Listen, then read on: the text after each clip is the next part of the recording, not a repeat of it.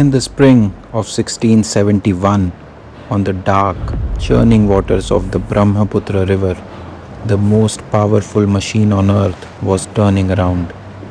These were the invincible forces of the Mughal Empire. They had crushed kingdoms across thousands of miles. They possessed heavy artillery that could shatter stone walls and an elite cavalry that moved like wildfire. Yet, here in a narrow river gorge in the remote east of India, their armada was fleeing in sheer terror. But they weren't running from a massive army, they were running from a ghost, a man dying of violent burning fever who had just been carried out on a wooden canoe. How did a single bedridden commander leading a shattered, starving militia completely break the spine of an empire? To understand the mystery of why the Mughals could never conquer this land, we have to look at a battlefield where the earth itself seemed to switch sides. Year before that retreat, thousands of miles away in the marble hills of Delhi, Emperor Aurangzeb was furious. A small independent kingdom called Ahom was defying his rule. To crush them, he didn't just send an army, he sent a man he wanted dead. Raja Ram Singh was one of the empire's greatest generals, but the emperor suspected him of treason. Sending Ram Singh to conquer the untamed jungles of Assam was not a promotion, it was a death sentence disguised as an honor.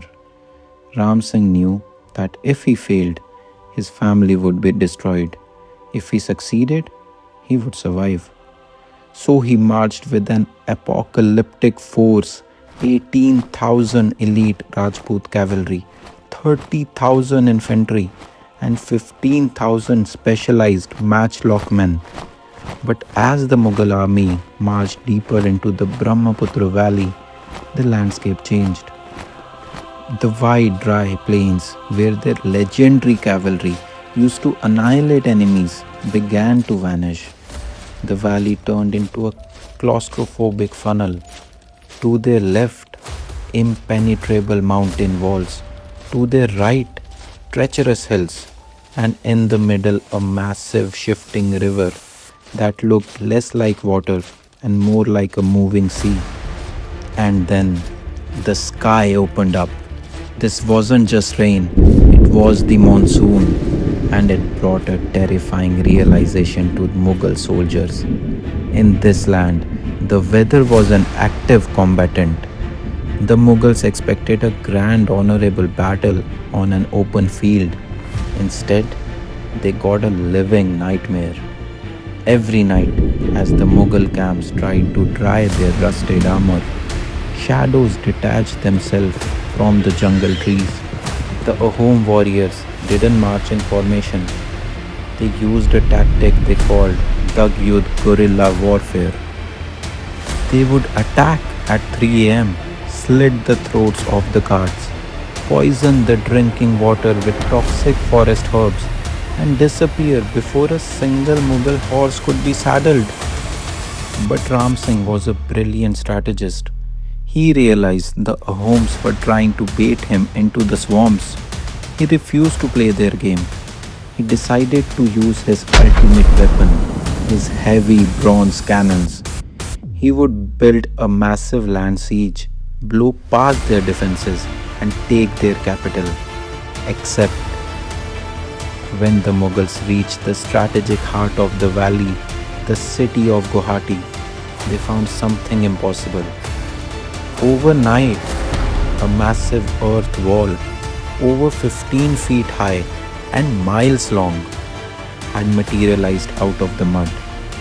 Connecting the river to the mountains, it completely blocked the land route. How did a primitive kingdom build a mountain of defense in a single night? The answer lies in a brutal, hidden story of the Ahom commander, Lachit Borphukan. The night before, seeing his men exhausted and weeping, his own maternal uncle had suggested they pause construction until morning. Lachit didn't argue. He drew his ceremonial sword and struck his uncle down on the spot. He told his terrified men, "My uncle is not greater than my country." Driven by sheer absolute terror and devotion, the workers completed the wall before sunrise. Ram Singh's land army was stopped dead. He had only one option left. He had to take to the water. Ram Singh launched his massive armada down the Brahmaputra. Hundreds of heavy European designed warships bristling with heavy artillery. They looked unstoppable. And this is where the Ahom strategy revealed its true terrifying genius. By building that massive mud wall on land, Lachit had forced the entire Mughal army into a trap. He had funneled them toward a specific point on the river called Saraighat. At Saraighat, the mile-wide river suddenly chokes down to just 1 kilometer. The massive, heavy Mughal warships, built for deep waters, were suddenly crammed together, bumping into each other, unable to turn or maneuver. But just as the trap was snapping shut, disaster struck the Ahoms. Lachit Borphukan, the brilliant mastermind, fell desperately ill. A burning fever racked his body.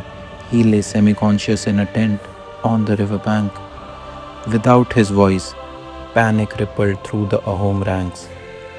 The sight of the massive Mughal fleet appearing through the morning mist was too much. The Ahom war canoes began to backpedal. The line was breaking. The Mughals were about to break through the final gateway to Assam. From his tent, the dying Lachit saw his men retreating. He refused to let his generals carry him to safety. Burning with fever, he demanded to be lifted into his royal war canoe. He rode directly into the path of his own fleeing soldiers and roared above the sound of the waves. "If you want to flee, flee! Tell your king that your commander died fighting bravely and let the enemy take you." The words cut through the panic like a blade. Shame turned into a fanatical fury. The retreating Ahom boats spun around in a unison. What followed was not a classical naval battle. It was an amphibious slaughter. The Ahoms didn't use big ships. They used Bacharis lightweight, lightning fast war canoes carved from a single tree trunk. They swarmed the lumbering Mughal ships like a cloud of hornets. They used the rocky river walls to create echo chambers, firing lightweight, rapid fire swivel guns at point blank range. Ahom soldiers leapt from the war canoes directly onto the decks of the Mughal ships, swords swinging. The river became so choked with the wrecked ships and falling bodies that the water literally turned red. The Mughal naval commander was shot dead mid-combat. Left leaderless, trapped in a narrow bottleneck and hunted by invisible guerrillas on the banks, the imperial fleet broke. The invincible Mughal Empire was routed. Raja Ram Singh retreated all the way back to Bengal. He would write a letter back to Delhi expressing his utter disbelief, stating that every single Ahom soldier was an expert with both the bow and the sword, and that he had never seen such a disciplined army in his life. The Mughals never conquered Assam. The Ahom Kingdom would stand for another 150 years, keeping its culture, its language, and its independence completely intact. Lachit Borphukan died just days after the victory, his final duty complete. He didn't defeat the empire with numbers. He defeated them by knowing his own land, weaponizing his climate, and turning an unpredictable river into an inescapable fortress.